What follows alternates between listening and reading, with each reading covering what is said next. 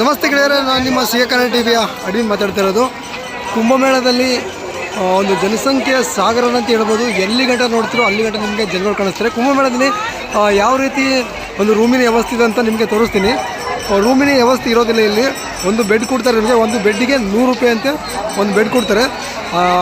ಅಲ್ಲಿ ಎಲ್ಲಿ ರೂಮಿನ ವ್ಯವಸ್ಥೆ ಇದೆ ಅಲ್ಲಿ ನೀವು ಹೊರಗಡೆ ಹೋಗ್ತಿದ್ದೀನಿ.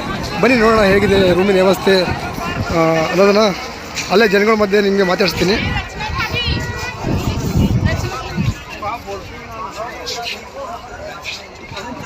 ಇವಾಗ ನಾನು ರೂಮ್ ಸಿಗುವಂಥ ಜಾಗಕ್ಕೆ ನಾನು ಎಂಟ್ರಿ ಕೊಡ್ತಾ ಇದ್ದೀನಿ.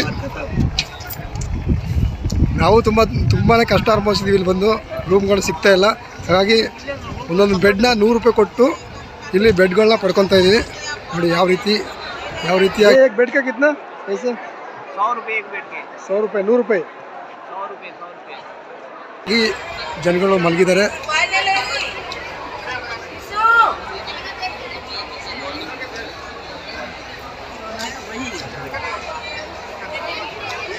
ನೋಡಿ ಫ್ರೆಂಡ್ಸ್,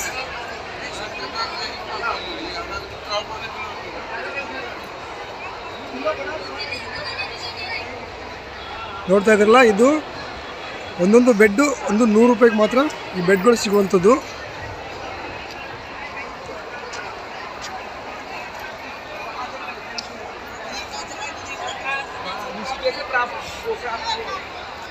ನೋಡಿ ಈ ರೀತಿಯಾಗಿ ಜನಗಳಿಗೆ ಒಂದೊಂದು ಬೆಡ್ಗಳನ್ನ ಕೊಡ್ತಾರೆ.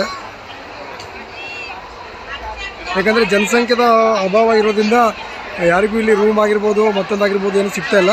ಹೀಗೆ ಒಂದೊಂದು ಬೆಡ್ಗೆ 100 ರೂಪಾಯಿಗೆ ಒಂದು ಬೆಡ್ಗೆ ಕೊಡ್ತಾರೆ. ಈ ಥರ ಅಡ್ಜಸ್ಟ್ ಮಾಡಿಕೊಂಡು ನಾವು ಇರಬೇಕಾಗಿರೋದು. ಇಲ್ಲಿಗೆ ಬಂದು ನಾವು 2 ದಿನ ಆಯಿತು.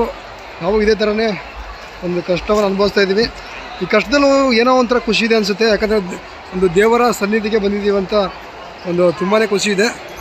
ನೋಡಿದ್ರಲ್ಲ ಫ್ರೆಂಡ್ಸ್, ಈ ಥರದ ಒಂದು ವ್ಯವಸ್ಥೆ ಇದೆ. ಧನ್ಯವಾದಗಳು.